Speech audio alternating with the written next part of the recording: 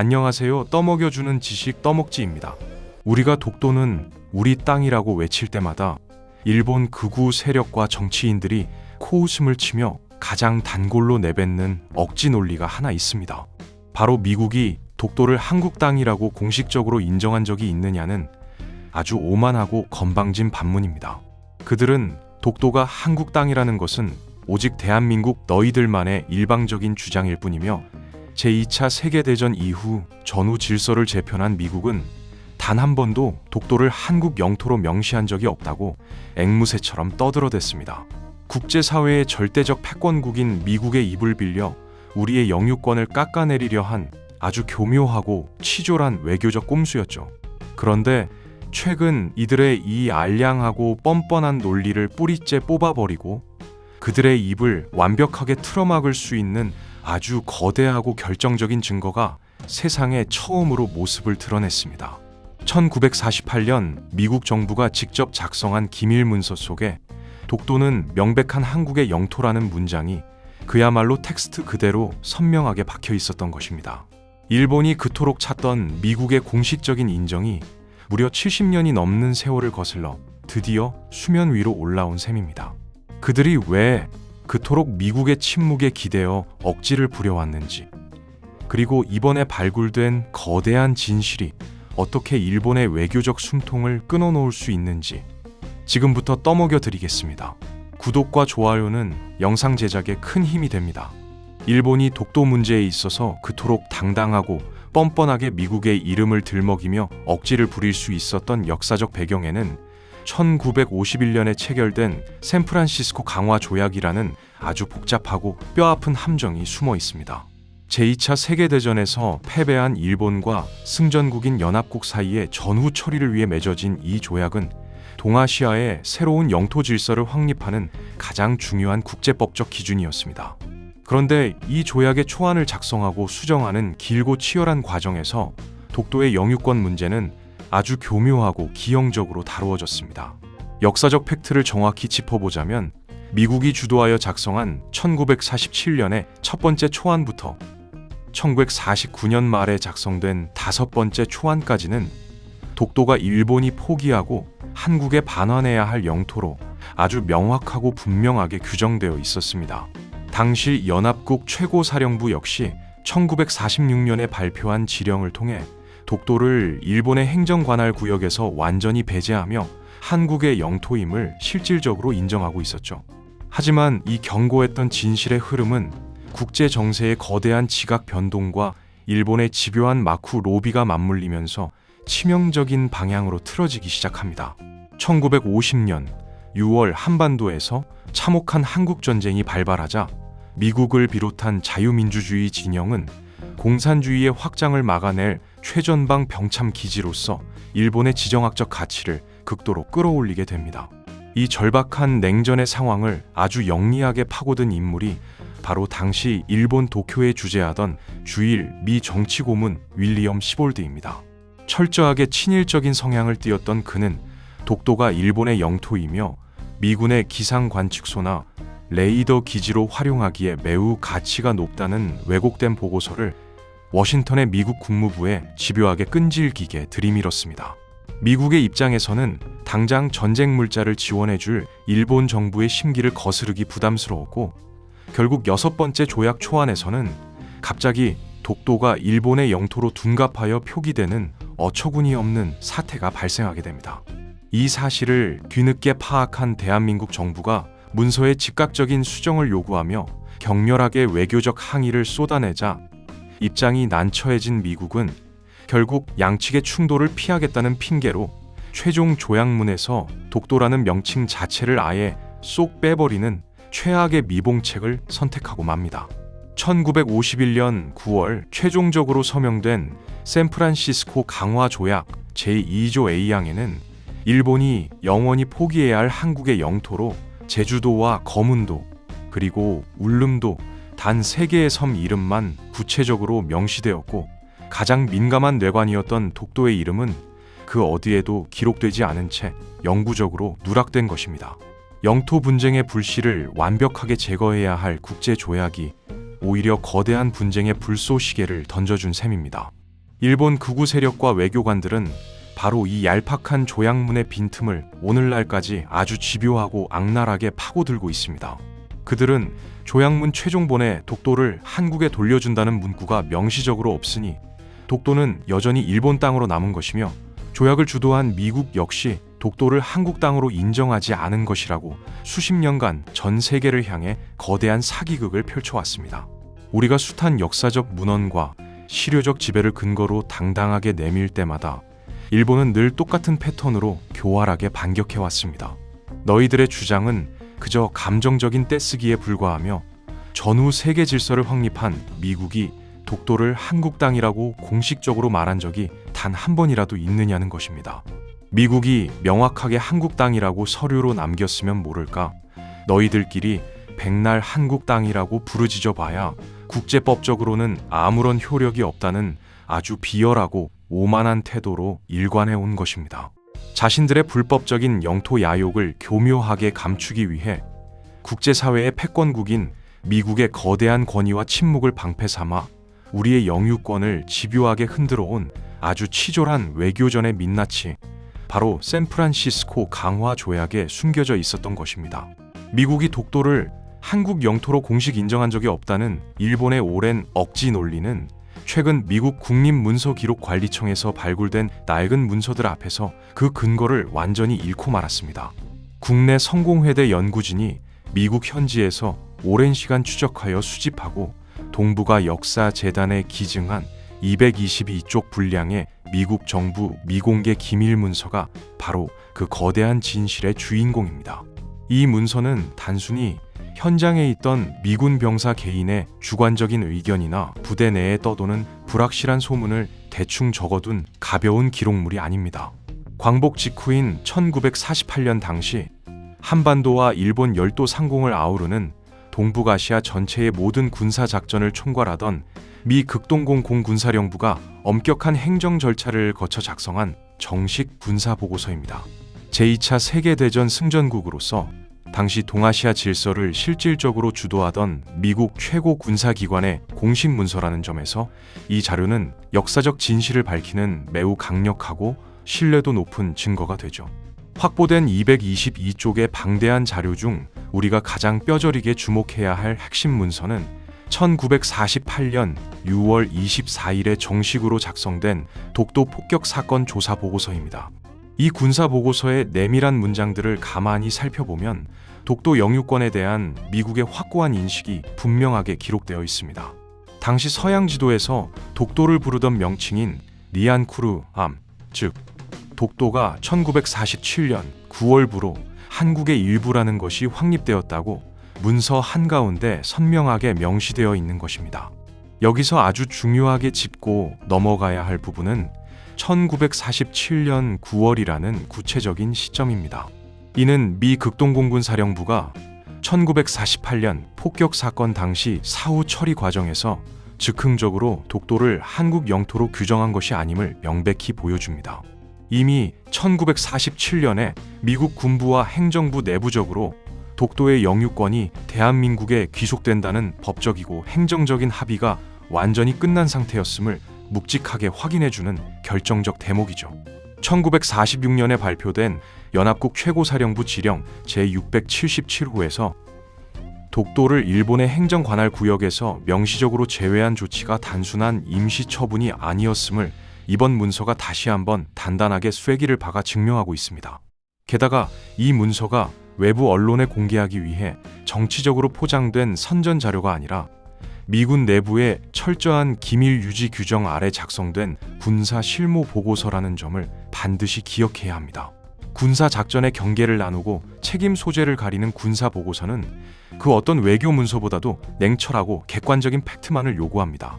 연합국 최고사령부의 지휘를 직접 받던 미 극동공군 사령부가 그토록 철저한 잣대로 독도를 한국 영토로 짚어냈다는 것은 곧 미국 최상위 지휘부 전체의 일치된 공식 입장이라고 보아도 전혀 무방한 것입니다.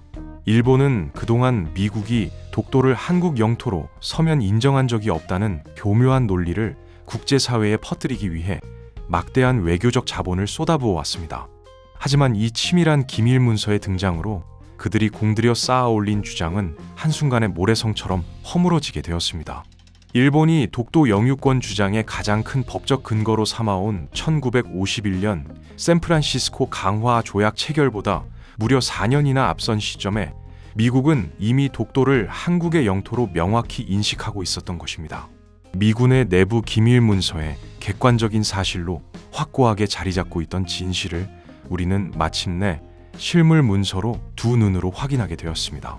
미국 군대의 최고사령부가 직접 나서서 특정 영토의 관할권을 한국으로 명시하고 군사작전 경계까지 확립한 이상 독도가 한국 땅이라는 것이 감정적인 떼쓰기일 뿐이라는 일본의 교활한 논리는 더 이상 국제사회에서 단 1%의 설득력도 가질 수 없습니다. 미국이 단 한 번도 독도를 한국 영토로 인정한 적이 없다는 일본의 오만한 비아냥은 이 문서 하나로 국제사회에서 완벽하게 설득력을 잃게 되었죠. 객관적인 사료는 철저히 가린 채 미국의 권위 뒤에 숨어 영토 주권을 주장해온 일본의 외교 전략은 이제 치명적인 암초를 만나게 된 것입니다. 이 거대하고 묵직한 진실이 담긴 미군의 기밀 보고서가 작성된 역사적 배경에는 우리 민족의 아주 뼈아프고 비극적인 사건이 비수로 자리 잡고 있습니다. 1948년 6월 8일 독도 인근 바다에서는 울릉도와 강원도 해안에서 배를 타고 나간 수십 척의 어선들이 미역을 따고 고기를 잡으며 평화롭게 조업을 하고 있었습니다. 당시 우리 어민들에게 독도는 거친 바다에서 생계를 이어가게 해주는 아주 소중한 삶의 터전이자 너무나도 당연한 우리 앞바다였죠. 그런데 맑은 하늘 위로 갑자기 굉음을 내며 미군 폭격기들이 새까맣게 나타나더니 민간인 어선들을 향해 무자비한 폭격 연습을 가하는 끔찍한 참사가 발생했습니다.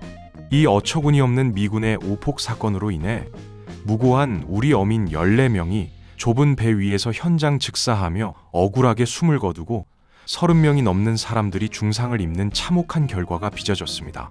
이 비극적인 사건은 광복 직후 미군정 치하에서 벌어진 일이었기에 당시 한국 사회에 엄청난 충격과 분노를 안겨주었습니다. 사태의 심각성을 인지한 미 극동공군사령부는 즉각적으로 진상조사에 착수할 수밖에 없었죠. 앞서 언급한 1948년 6월 24일자 미 극동공군사령부의 기밀보고서는 바로 이 끔찍한 폭격 사건의 원인과 피해 규모, 그리고 향후 사후 대책을 철저하게 조사하고 엄격하게 기록하는 과정에서 만들어진 것입니다. 미군은 당시 폭격 훈련을 수행한 비행기들이 독도 인근의 민간인 어선들이 대규모로 정박해 있다는 사실을 미처 파악하지 못해 벌어진 비극적인 사고로 결론지었습니다. 그리고 이 사건의 심각성을 뼈저리게 인지하여 사후 재발 방지를 위한 아주 중요한 군사적 행정 규정을 당일 보고서에 새롭게 추가하게 됩니다. 이 보고서에 담긴 핵심적인 사후 대책은 향후 미 공군이 독도를 폭격 연습장으로 다시 사용할 경우 반드시 훈련 보름 전에 주한미군 사령관에게 사전 통보를 거쳐야 한다는 내용을 군사 규정으로 아주 꼼꼼하게 명문화한 것입니다.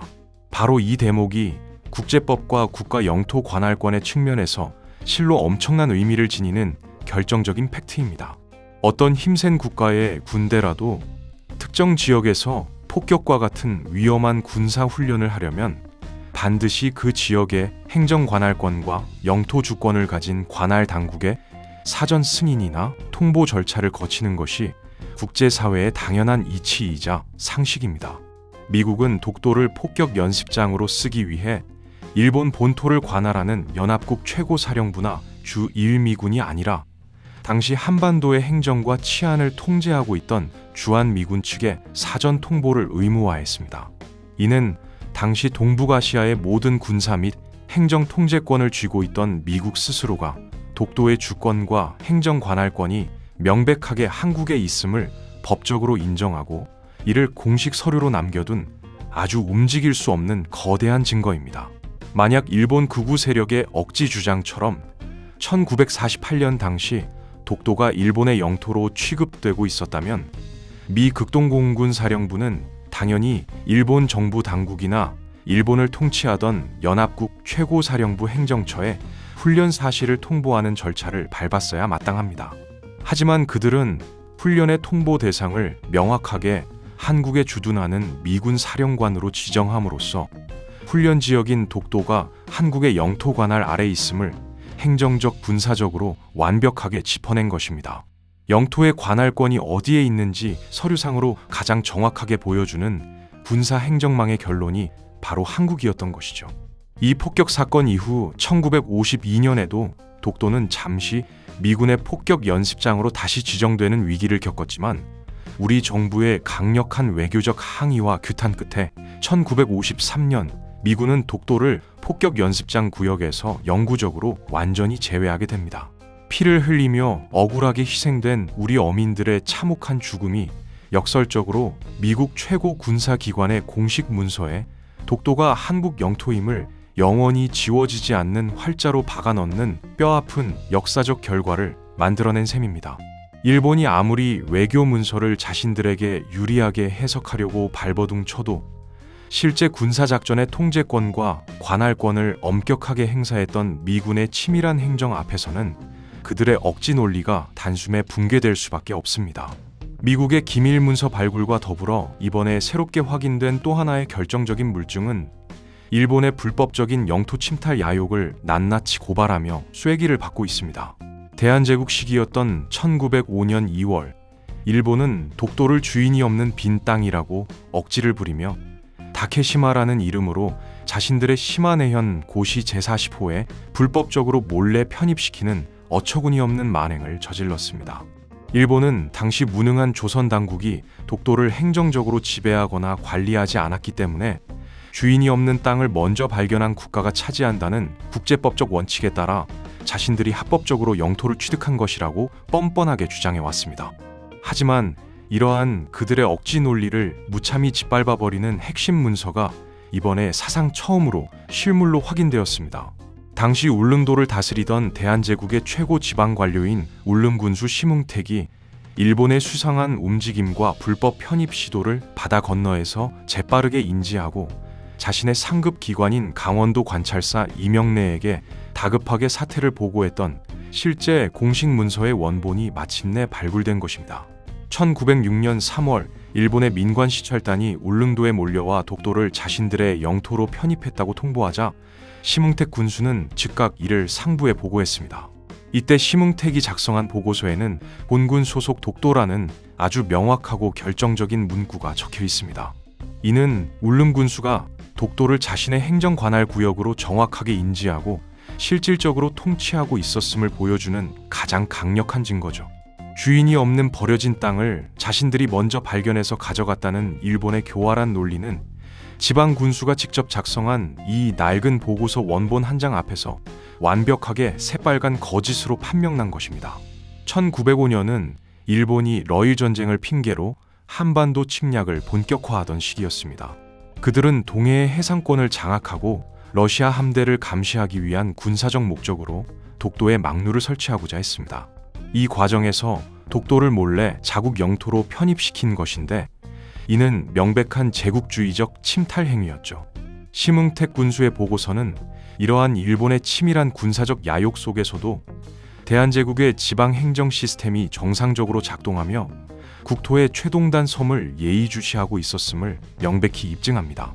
일본이 시마네현 고시를 통해 독도를 편입할 당시 가장 강력하게 내세웠던 명분은 바로 독도가 그 어느 나라의 지배도 받지 않는 무인도라는 것이었습니다. 만약 대한제국이 진정으로 독도를 관리하고 있었다면 일본이 편입을 시도하기 전에 이미 명백한 행정적 조치가 있었어야 한다는 것이 일본 측의 일관된 주장이었죠. 하지만 심흥택 군수의 보고서 원본은 이러한 오만한 주장을 정면으로 반박합니다. 보고서에 명시된 본군 소속 독도라는 짧고 강렬한 문구는 당시 대한제국 정부가 독도를 울릉도의 부속 도서로 명확히 규정하고 울릉군수의 행정적 책임 아래 두었음을 행정서류로 묵직하게 증명하고 있습니다. 이는 1900년에 반포된 대한제국 칙령 제41호에서 울릉도를 군으로 승격시키고 독도를 관할구역으로 명시했던 국가의 공식적인 법령이 지방행정의 최일선에서 그대로 실천되고 있었음을 보여주는 완벽하게 교차 검증 자료이기도 합니다.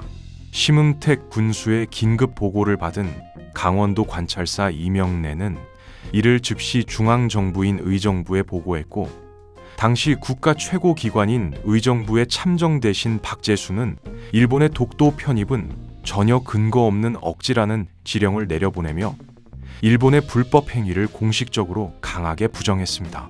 비록 당시 대한제국이 일제의 외교권을 빼앗기며 국운이 기울어가던 비극적인 상황이었지만, 영토를 수호하려는 지방 관료의 촘촘한 행정망과 중앙정부의 명확한 영토 수호 의지만큼은 문서와 기록을 통해 고스란히 살아 숨쉬고 있었던 것입니다. 일본은 그동안 한국이 주장하는 독도 영유권 자료들이 대부분 실체가 없는 복사본에 불과하다며 국제사회에 한국의 입장을 깎아내리기 바빴습니다.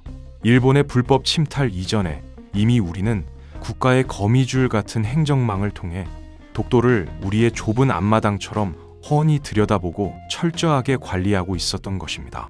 광복 직후인 1945년부터 대한민국 정부가 공식적으로 수립된 1948년 사이의 혼란스러운 시기는 한반도의 영토 획정과 주권 회복에 있어 가장 민감하고 중요한 과도기였습니다.